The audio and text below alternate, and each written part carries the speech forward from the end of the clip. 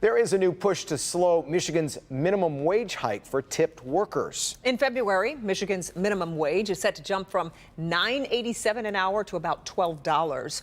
For tipped workers, pay would go from $3.75 per hour to about $9. Megan Woods is live. And Megan, a new proposal would boost tip wages a bit, but not that much.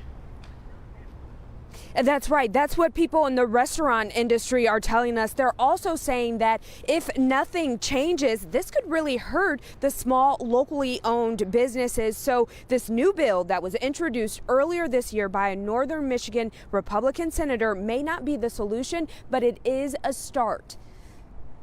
Sure, on the surface, a higher minimum wage for a server sounds great. Especially on slow days, slow seasons. But Dalen Huff says as a server, if she makes minimum wage or closer to that, the question is, what does that mean for tips? I'm just worried that they might not tip, that 10%, that 20% that servers do deserve for providing a service. She isn't the only one concerned. Save Michigan Restaurants recently surveyed 336 tipped workers. But what they reported in the survey is they already average $25 per hour now. And percentages of them say they make up to $40 or $50 an hour.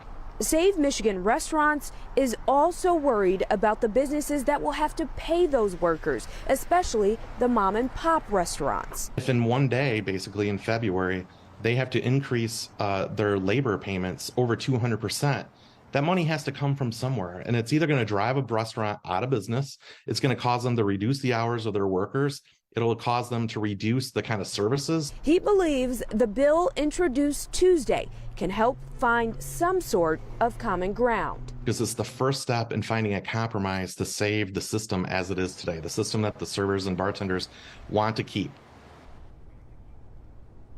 There's still so much that goes into this. Later this month, there is a Court of Appeals hearing regarding the decision that was made all the way in 2018 that, has impacted all of this. They are also saying, these restaurant associations, that hopefully something can be done before these lawmakers go to recess for the holidays, or for some of them wrap up their term. So they're hoping something can be done soon. Live in Detroit, I'm Megan Woods, Local 4. We'll keep watching it and see how it plays out. Megan, thanks.